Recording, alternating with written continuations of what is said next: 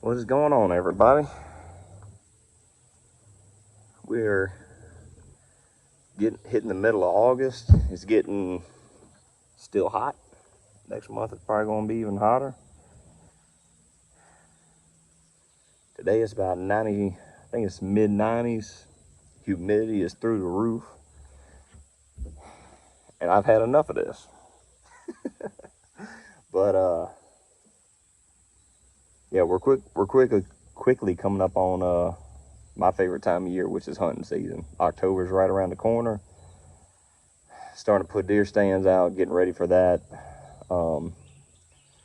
October, something else special happens, which is in Arkansas, black powder season. And I'm just kind of getting my GoPro. I just got out here getting set up. I got a target set up out here about 65, 70 yards. I want to shoot my gun a little bit, make sure everything's on, everything's good. And it's just good to shoot your guns before hunting season. And I'll shoot it, the day before I go hunting, just to make sure nothing's changed. But I'm going to be shooting something a little bit different. So here in Louisiana, I forget exactly when it was. It was early 2000s, I guess. We used to have a black powder season. Well, we went to something a little bit different, which was the traditional firearm season, where you can shoot a single shot rifle with an exposed hammer, and it has to be 35 caliber or bigger. And that really killed out black powder down here. Not too many people do it. I'm not saying nobody does it, but I'm saying the majority of people now shoot 444s, 4570s, 35 Whalens, and those style rifles in single shot. And I own one myself, got nothing against it. I love mine. I got a CVA 444, and I put a lot of deer and some big hogs on the ground with it. I love it. But before that, I was really into old school black powder rifles like this one.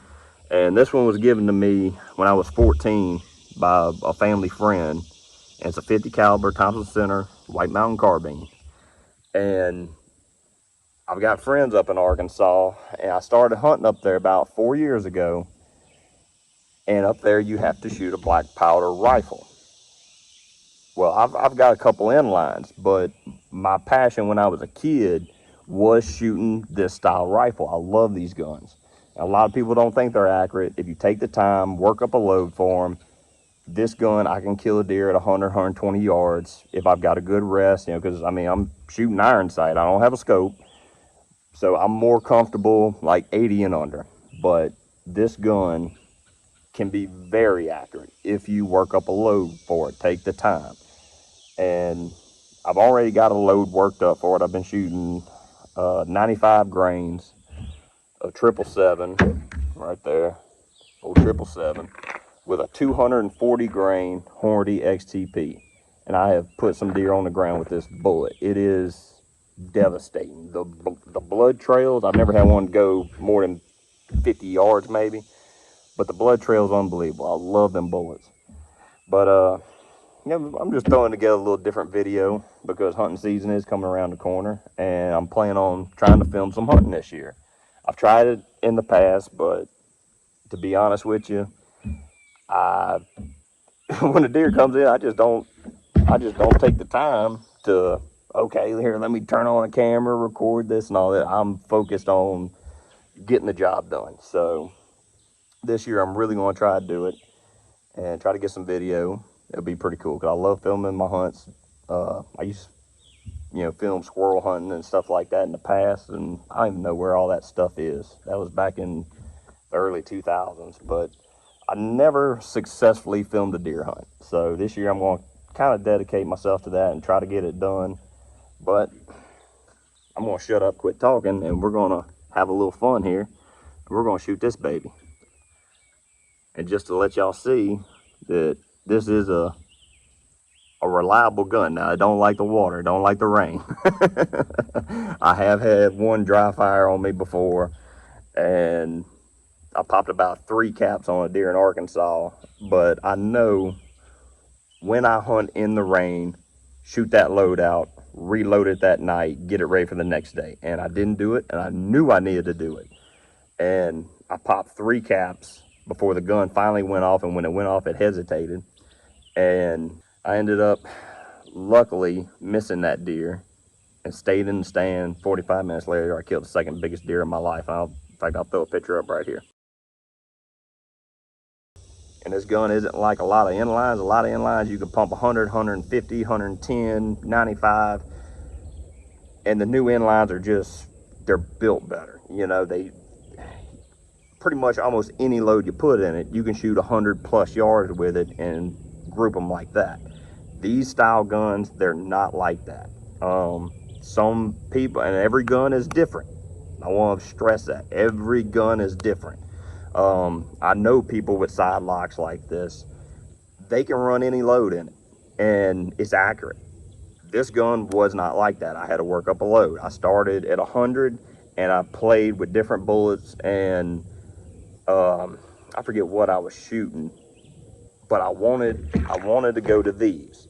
And the first thing I put in, 95 grains with this, it shot flawless. So I was like, okay, perfect. I didn't change nothing. Well, I'm gonna play with the powder a little bit today and see what we can work up. So let's get to loading. Just get that pouring, pour. And top her off just like that. 100 grains. Close this so we don't knock that over. All right. 100 grains down to 2. These are the same grain as my Hornady's, but these are Thompson Center cheap shots. 240 grain, hollow point, and since, you know, I mean, you can get, I forget what it is, 25 or 50 rounds for like $7.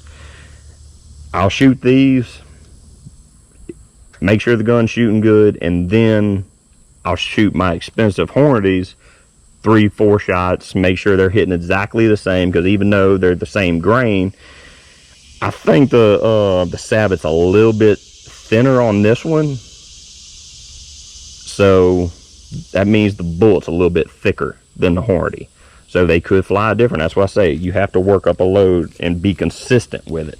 So I'm going to shoot these, see what I got, and then I'll shoot the Hornadies and see if they're shooting exactly the same. Few shots. Don't forget ear protection. That's probably the most important thing right now. Try to save my ears while I can.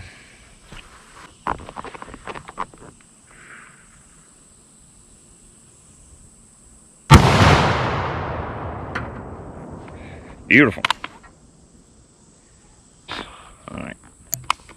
All right, shot number 2, here we go.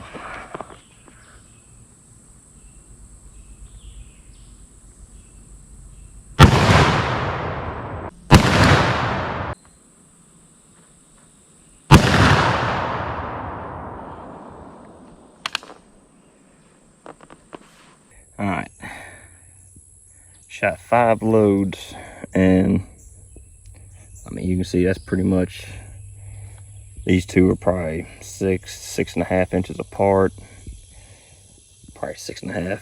So that's not exactly what I'm looking for. Remember I told you those sabots on those cheap shots were a little bit thinner, which means the bullet is a little bit thicker. The diameter of the lead itself.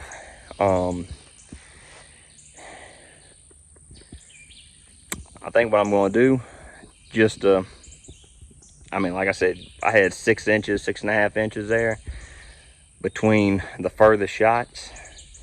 I'm going to shoot 3 rounds of the Hornadies with 100 grains of powder, and we'll see what that does, because it could, like I said, when it comes back to working up a load with these guns, shoot with what you hunt with. All right. That was a 6-inch group at 68 yards, 65. I think it ranged out at 68. I'm saying 65. I'll call it 65. Had a 6-inch group. I'm gonna shoot 3 of the Hornadies now, the ones I'm gonna be hunting with, and see if it's a tighter group. So let's try that. I had to back off out here in the sun, get back in the shade a little bit. It was cloudy earlier, and they done left. The clouds have done left, and it is hot. I mean, you can see I got sweat coming off the brim of my hat. I am completely soaked right now. So I'm just gonna kind of cool off for a second. But yeah, I'm gonna go ahead and take a 3-shot group with the Hornadies and see what they do.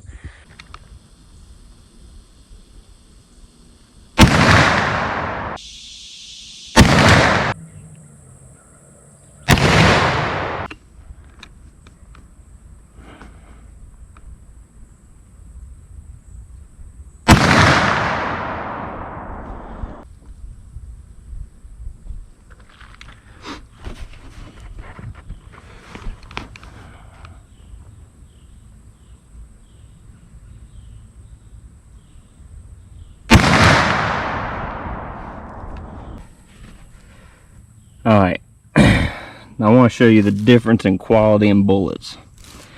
All right.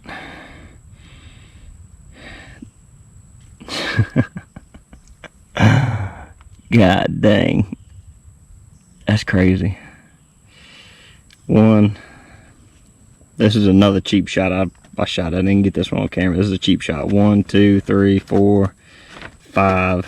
I put 1 right here, but that was. In fact, actually, no, I put 2 in this hole. I can see, yeah, I got a tear up here and a tear down here, so I put 2 in this hole, 1 right there, 1 right there, 1 right there. And of course, like I said, one of the cheap shots was right there. So that's 1, 2, 3, 4, 5, and the 6th one I pulled. You see how much tighter good ammunition is compared to cheap ammunition? I'm gonna stick with the 100 grains. That's pretty good.